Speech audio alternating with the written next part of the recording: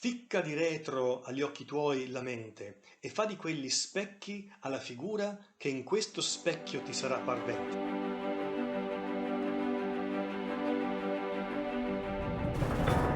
Hello everybody, thank you for tuning in into this series of 100 videos about Dante's Divine Comedy. Very happy today to read Canto 21 of Paradiso with you and to try and understand what Canto 21 is about and what Dante is telling us in this very beautiful canto. So we are entering the seventh heaven, the literal seventh heaven. That is an expression that we use sometimes today, but we don't always connect it to the ancient tradition. Apparently, Mesopotamian myths were already dividing the heavens in 7 parts, in 7 different spheres. Islam does, Judaic tradition does, Christian tradition refers to it. So it's something that was very widespread in antiquity. And Dante, of course, is talking about Ptolemaic astronomy. That's why Saturn is the farthest away planet in his astronomy. We are entering the sphere of Saturn. So Dante is finding himself in this transparent sphere, which is the planet of Saturn, where everything is a little bit blue. We should imagine the light as blue. Saturn is a heaven of passages, like a bridge, because Dante is the last one where Dante is going to introduce to us people from history, people from the earthly history. After Saturn, we're going to have 2 more heavens, the triumphal church and the angelic hierarchies, and then finally we reach the Empyrean. But this is the last one where we see, in fact, men and women, just people who lived in the souls of people who lived in history. The reason why the heaven of Saturn has a role of a bridge is that it really stands there between the dimension that is earthly and historic and everything that is the supernatural dimension that we're going to see after in the next cantos.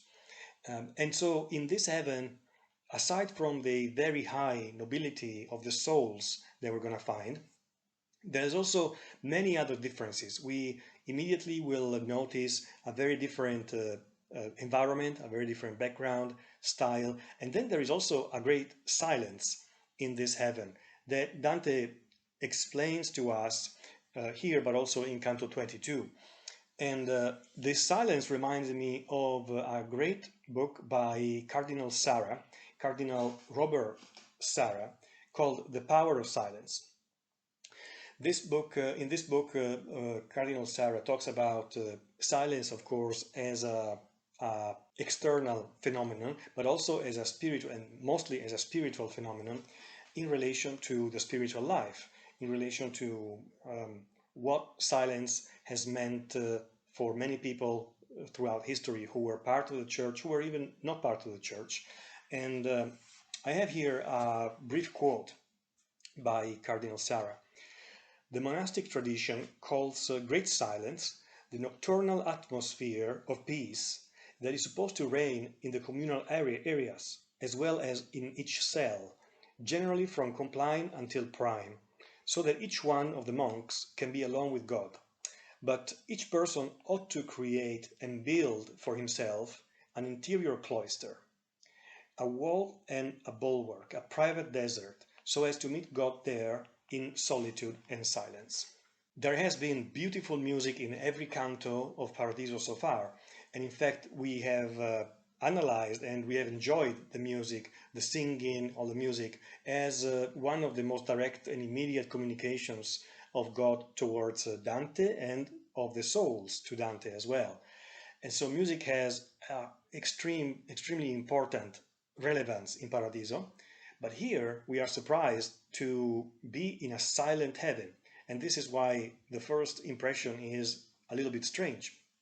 So let's see how the canto starts. Già eran gli occhi miei rifissi al volto della mia donna e l'animo con essi, e da ogni altro intento s'era tolto. E quella non ridea, ma s'io ridessi, mi cominciò, tu ti faresti quale fusse me lè quando di cener fessi. So something is very different already. We see One thing immediately, the fact that Beatrice is not smiling anymore. She's been smiling in a crescendo of light, in a crescendo of beauty and of joy all throughout Paradiso until here, until Canto 21. And here she's not smiling. She offers the explanation about why she's not smiling to Dante immediately, and she explains about Semele or Semele. Semele was the mortal lover of Jupiter, and at the instigation of Juno, who was the most jealous and brutal wife of all the ancient Greek pantheon, she begged Jupiter to show himself in all of his power and his light. But she was a mortal, so she was not able to sustain all the energy and the light that Jupiter unleashed on her, and so she burned, she was incinerated. In fact, a funny part of this myth is that she was pregnant with the god Bacchus, and Jupiter saved Bacchus, the god of wine and all those good things. It also makes me think, this myth, of how just cruel all of the Greek gods, especially Jupiter, were, because obviously he would have known the consequences of showing himself to his mortal lover. He would have known that. But love for people, love for humanity was certainly not a central concern for the ancient Greek gods. So this is a way for Beatrice to explain, to show to Dante with her actions her love for him as well, because she knows what will happen to him. And this also had its roots in the Gospel, in particular in the Transfiguration of Christ, where on Mount Tabor we are described in a certain way the real image, the real body of the divine, of Jesus. He decides to show himself in all of his fulgor, in all of his light, to some of his apostles, and it's almost overwhelming. It's almost overwhelming, the intensity of this light. Then let's read verse 13. Beatrice says, Noi sen levati al settimo splendore, che sotto il petto del leone ardente raggia mo misto giù del suo valore. This is a pretty dense tercet, because she is describing to Dante where they are in the seventh heaven, in the seventh sphere, but she's also saying beneath the burning lion's breast, and so she's referring to the constellation of the lion, which is mixed in this moment, because when Beatrice says mo, this very short word, M-O, mo, this means now, right now, in the time of the fiction of the Divine Comedy. So March, April 1300, now, the constellation, the influence of the constellation of the lion is mixed with the influence of Saturn. And since they are two very different influences, the lion is a hot and dry, like fire influence, while Saturn had a cold influence. They almost compensate each other, and under not only Dante's view, but under the medieval view, these two type of influences, influxes on people, went in two different directions. The first one is the meditative or more mystic type of temperament, and the second one is the under the lion, the type of hot and dry and fiery influx, is the zeal or the ardor of the reformer, or somebody who wants to reform morally the church, of course. So the ideal contemplative for Dante has these two main characteristics, the one that is represented by Saturn and the one that is represented by the constellation of the lion. We have seen in the last heavens, we've seen in the sun the intellectuals or the real theologians, then we've seen in Mars the combatant or the fighters for faith, and then in Jupiter the just kings or the just rulers. All these saints and souls, blessed souls, were really active souls. They're representing the activity of the soul, the active soul. While here in Saturn, Dante will focus on the contemplative souls. Ficca di retro agli occhi tuoi la mente e fa di quelli specchi alla figura che in questo specchio ti sarà parvente.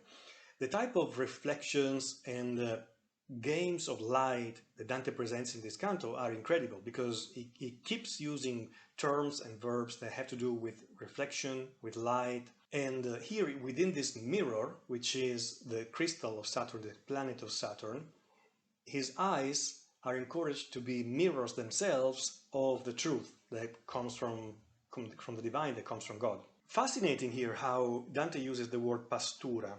Qual sapesse qual era la pastura, because pastura means it comes from eating, basically. And so he's using a very sensual term to try to describe how joyful, how happy he was, associating the pleasure of eating to the pleasure and the joy that he was feeling now is a very typical Dante touch. Dentro al cristallo che il vocabolo porta, cerchiando il mondo del suo caro duce, sotto cui giacque ogni malizia morta. This is a reference to the ancient golden age of the poets, where also known as the reign of Saturn.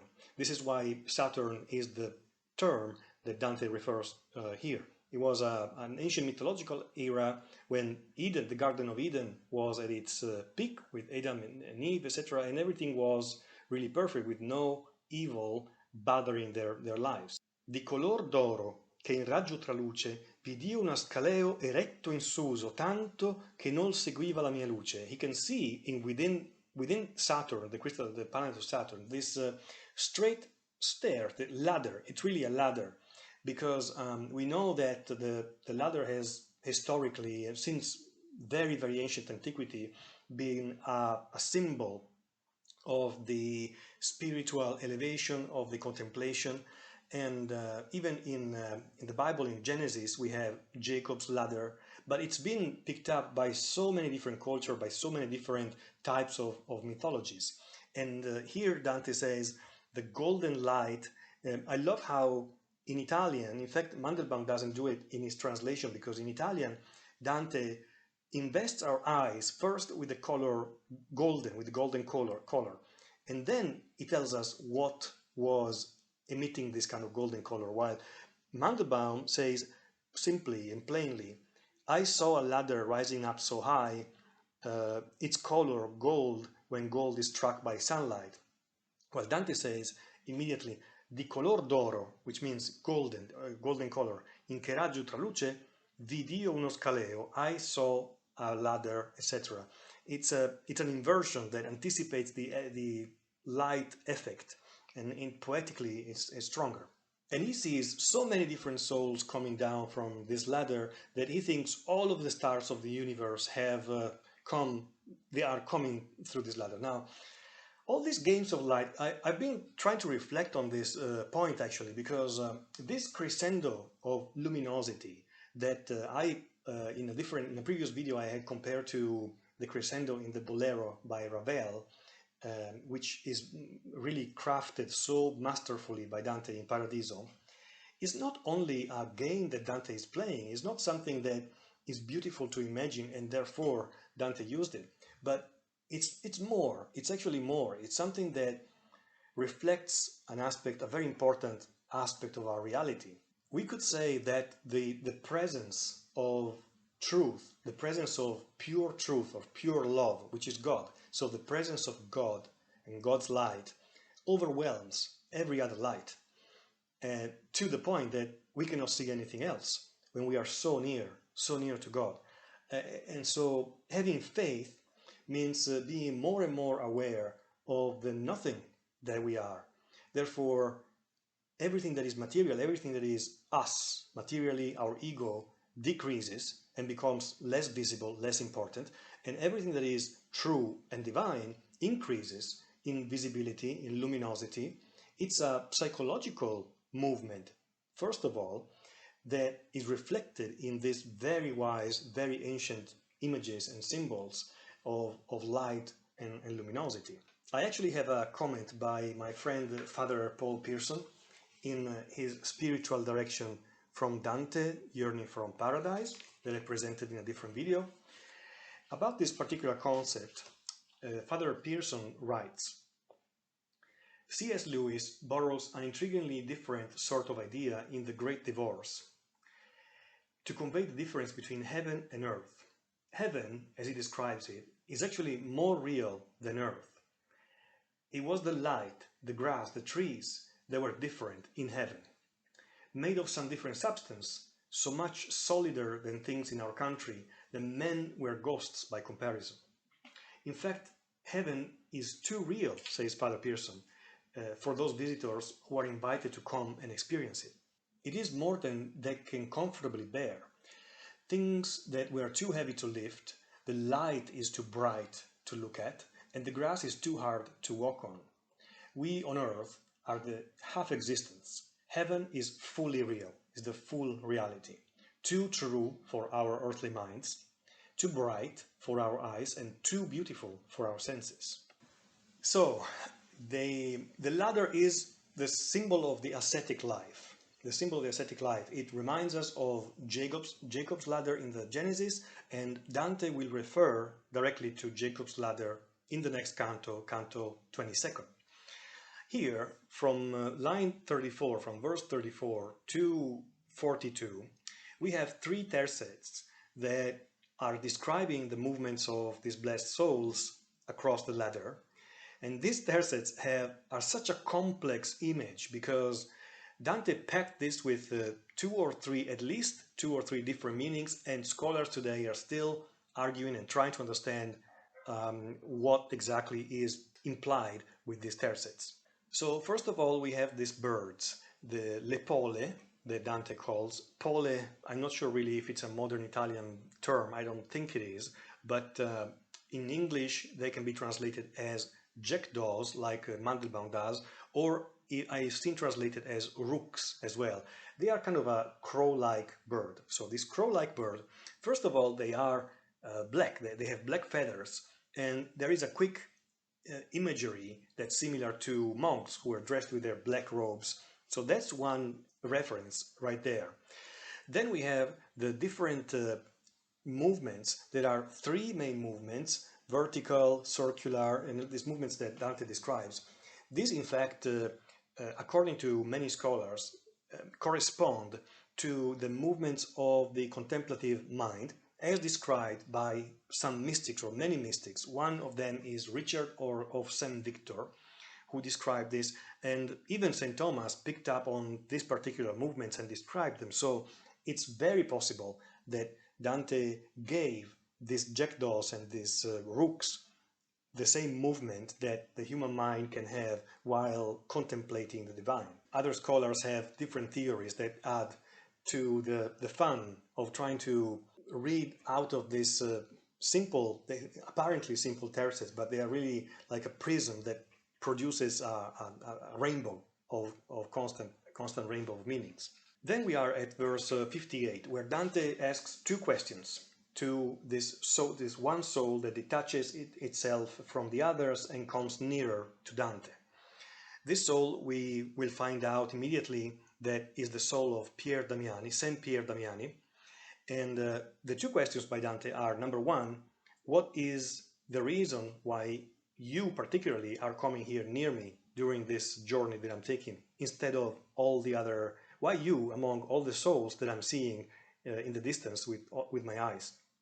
And the second question is, di perché si tace in questa rota la dolce sinfonia di paradiso, che giù per l'altre suona si divota. Please explain to me why this silence. What is the meaning of this silence? I've been enjoying this blessed singing and music so far, and these symphonies. So the soul addresses immediately the second question, and he says, onde qui non si canta, per quel che Beatrice non ha riso, for the same reason why Beatrice didn't laugh. And that makes me stop, because it's the usual poetic power of Dante here to make us subconsciously think of a music or a choir or a symphony, anything you can imagine that is the best one that you know. Think about the piece of music, try to imagine it right now, that you prefer, one of your very favorite piece of music, and what it makes you feel when you listen to it. Now, step two, think of something that is much better, much more beautiful and delightful, to the point that your senses would not be able to hold if you were ever to listen to that piece of music, because they would be overwhelmed and you would faint or something would happen to you. That's the type of beauty that the music these souls were singing would have to you and the effect that it would have on you. The soul then tells Dante, discesi tanto sol per farti festa. I came here only to greet you, not for personal reasons, like, for example, Cacciaguida had a few cantos ago. I'm here because that's simply my assigned task, to be here and greet you. And then verse 76, I absolutely love it here because Dante is not satisfied. Like very often, he is not. He's not satisfied, and he repeats the question. He says, but, questo è quel che accernami per forte. Perché predestinata fosti sola a questo ufficio tra le tue consorte, among all these souls? Why you?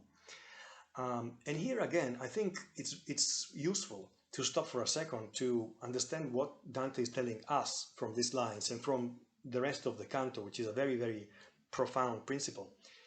This predestination is not a simple academic point, but it's something that relates to our lives, and I would be sure to every one of you who are watching in your life, like me, who at some point in your life, maybe only once, but probably more often if you are like me, you had a moment when you really asked God, or you asked fate, or you asked even yourself, you asked, why me?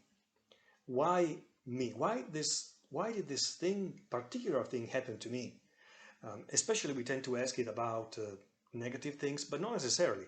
It could be a great and positive thing as well. But why to me? Why did this person happen to my life? Why did this incredible event happen to me? This is what's behind this topic of predestination that Dante tries to develop here.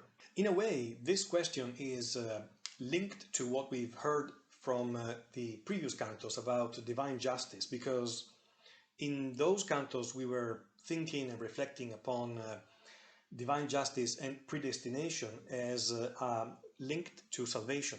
Who can be saved, Christians, non-Christians, and this sense of predestination. Here, predestination is taken more in a much more general sense, but not less important, maybe even actually more important.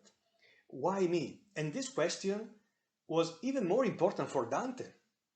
Just try to imagine being in his mind somebody who is aware that he's writing one of the best poems ever written in history. In fact, he probably thought it was the best, and I would agree with him. So why me? Why me, God? Why did you give me all these skills to write the best poem in history? I think this question really resonated in Dante's soul. The Blessed Soul gives Dante an answer, which is theologically comprehensive, and that can be almost summarized in no created being can answer your question. It's a question that is impossible to answer because it's so deep inside the nature of God that nobody who is a created being, and so angels, humans, etc., can really give you an answer. But personally, I love how it's so clear and so obvious that Dante is not happy about this question, because he says, si mi prescrisse, I'm reading for line 103, si mi prescrissero le parole sue, ch'io lasciai la quistione e mi ritrassi a dimandarla umilmente chi fue. He's playing the humble guy. He's now purified, he's now humble Dante, so he's not going to press it more, but in between the lines, you can read very, very clearly that he's not completely happy, he's not completely satisfied. And this is actually the only one time in the entire poem where Dante lets go a particular question and doesn't insist, because he's always prodding, always pushing it further. But in this case, he says, I'm humbling myself and stop here because I realize that this answer that's been given to me is what I'm gonna receive and nothing more. The final part of the canto of Canto 21 is the introduction, finally, introduction of Peter Damian, who is the saint who has been speaking with Dante, is the blessed soul who's been speaking with Dante.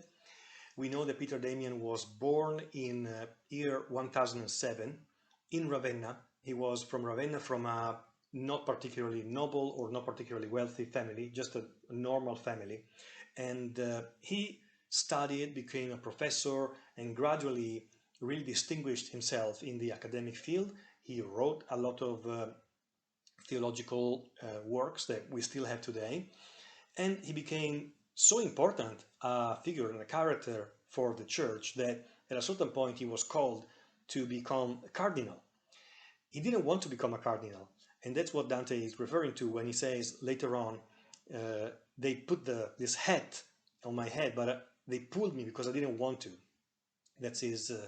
He was a Benedictine abbot, and this is very important, especially in light of what we're going to see in the next canto, Canto XXI. Of course, I love the mention of olive oil, Italian olive oil, at verse 115, che pur con cibi di liquor d'ulivi lievemente passava caldi e gelidi. The life of the monk, the life of the ascetic life, let's say, the contemplative, is made of very minimalistic and simple things, including vegetables or fruit, but especially here we are to understand vegetables and bread with the only condiment of olive oil.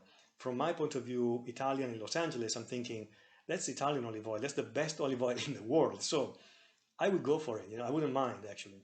Finally, I'm going to show in this video this eremo, or this monastery that Peter Damian mentions at line 109 as Catria. Today is called Eremo Camaldolese di Santa Croce di Fonte Avellana, that was founded around year 1000 and then developed by St. Peter Damian. And then he also was known as Pietro Peccator with the name of Peter the Sinner. He was part of another monastery that is called Santa Maria in Porta, just outside Ravenna. And I'm going to try and show a nice picture of that one as well. Here Dante talks about the hat of the cardinal, and of course Peter Damian. There is a little bit of violence of this language in closing the canto, especially at verse 134 and 5. Copron di manti loro I palafreni, sì che due bestie van sotto una pelle. It seems like the monk or the very high prelate is one of the two beasts together with the horse under the same type of single cover or jacket that was covering both the rider and the horse. But the violence of this language was also typical of the medieval prophetic style.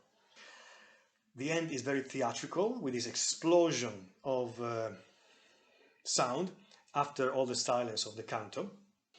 I'm so much looking forward to reading with you Canto 22, especially because I have a very good friend who will help me read through that.